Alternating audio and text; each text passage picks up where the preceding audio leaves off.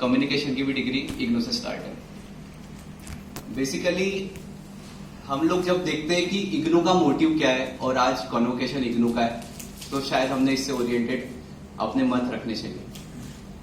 इग्नू की शुरुआत 1985 में होती है इस संकल्पना के साथ में कि जो उपेक्षित वर्ग है, साथ ही साथ जो वंचित घटक है और जो व्यक्ति शिक्षा को प्राप्त नहीं कर पाता अपने काम के साथ में, या फिर वो अलग अलग चीजों में व्यस्त है, उसके लिए इस चीज का वो बनाया गया, इग्नू की स्थापना की गई, रेगुलेट किया गया एक्ट में पार्लियामेंट के तौर पे। सबसे पहली यूनिवर्सिटी आंध्र प्रदेश में ओपन यूनिवर्सिटी बनती है, जिसका नाम था डॉक्टर बाबा साहब अम्बेडकर ओपन यूनिवर्सिटी आंध्र प्रदेश, जिसकी शुरुआत 1982 में होती है। ओपन यूनिवर्सिटी का बेसिक कॉन्सेप्ट ये है कि open university, open for all, education for all. हमारा भी प्राइम मोटिव यही है कि शिक्षा सबको मिले। अगर कोई उस तबके से नहीं आता है जहां पे उसे शिक्षा से वंचित रखा जाता है, तो शिक्षा कैसे प्राप्त करे कन्वीनियंट तौर पे। जब राज्यकर्ता आपके ऊपर राज्य करते, संविधान की शपथ लेते, तो उनका परम कर्तव्य ये होता है कि वो समाज के हर व्यक्ति को इक्वल जस्टिस प्रोवाइड करे, उनको समानता के प्लेटफॉर्म पे खड़ा करे। और सबसे बड़ा वेल्थ इंसान की शिक्षा होती है। एक शिक्षित व्यक्ति किसी भी प्रॉस्परस व्यक्ति से सबसे ज्यादा गुणी और ताकतवर होता है। हम शिक्षा के महत्व को झुठला नहीं सकते ये बोल के कि सिर्फ लाइफ को जीना है। लाइफ का मोटिव ये बहुत इंक्लाइंड है टूवर्ड्स द सोसाइटी, पे बैक टू द सोसाइटी।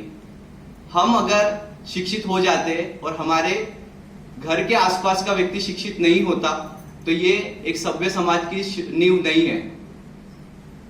एक शिक्षित व्यक्ति दूसरों को भी शिक्षित करने की जिम्मेदारी अपने पास में रखता है, एक समाज के आदमी के तौर पे, एक सामाजिक प्राणी के तौर पे। हम लोगों के अंदर वो भाव होने चाहिए जैसे इग्नू के अंदर ये भाव है, और साथ ही सभी मुक्त विद्यापीठों के अंदर ये भाव है कि सब लोग शिक्षित हो, सब लोग एक विचारधारा से जुड़े। जब कोई भी चीज इंप्लीमेंट होंगी तो विदाउट शिक्षा वो चीजें समझ में कैसे आएंगी। हम लोग हमेशा दोष इस चीज को नहीं दे सकते कि हमारे पास में शिक्षा के लिए कोई जरिए मौजूद नहीं है। सरकार या कोई भी राज्यकर्ता शासन की परम जिम्मेदारी है, जब वो संविधान की शपथ लेते वो सबको शिक्षा दे, और वो शिक्षा देने का काम इग्नू जैसी संस्थाएं करती है। मैं इग्नू को हमेशा अपना घर ही मानता हूं, क्योंकि इग्नू ने हमेशा वर्सेटाइल एलिजिबिलिटी रखी।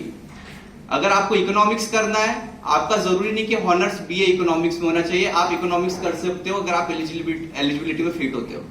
इसको एक डाइवर्सिफाइड बैकग्राउंड कंसिडर किया जाता है।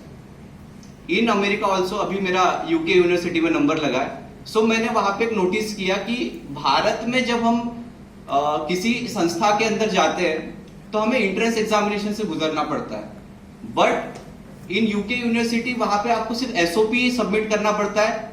You have to give GRE, GMAT, IELTS. After that वो चेक करते हैं कि इनका इंटेलिजेंस, इनका ओरिएंटेशन उस कोर्स के लिए है या नहीं।